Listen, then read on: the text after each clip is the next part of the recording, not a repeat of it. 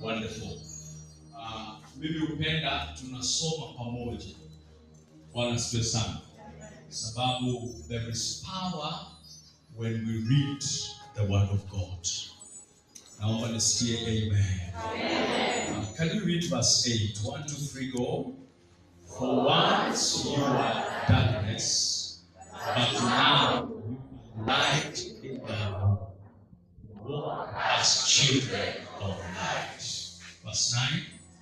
For the fruit of light is found in all that is good and right and true. Verse number 10.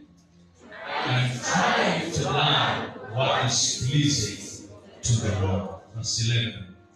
Take no part in the unfruitful works of darkness, but instead expose them. For it is a shame even to speak of the things that they do in secret. 13. But when anything is exposed by the light, for anything that becomes visible is light. I am 14. I want us to read it louder and turn to your neighbor. Turn to your neighbor. Are we together? Kama kuna jirani. Kama mtu akai kama jirani, you are free to relocate. You are free. Therefore it is said, awake, O sleeper, and arise from the dead, and Christ shall give you light. Usikie mwenzako mwambie kuguza hiyo kichwa, kuguza hiyo kichwa. Ameamka wewe. Amen. Kama unaamini hiyo neno sema amen.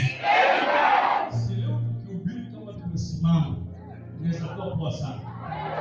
Au ndio sekretari. Sababu nyinyi mnakaa pasa kama mmesimama. Leo tunahubiri kama tumesimama. Bwana asifiwe sana. Nasema Bwana Yesu asifiwe. Sasa kuna wachache wamekaa, wacha tukae tu wote basi. Sababu hao wamekaa, sitaki mtu ajikwaze katika Jumapili. Amen. Nasema amen.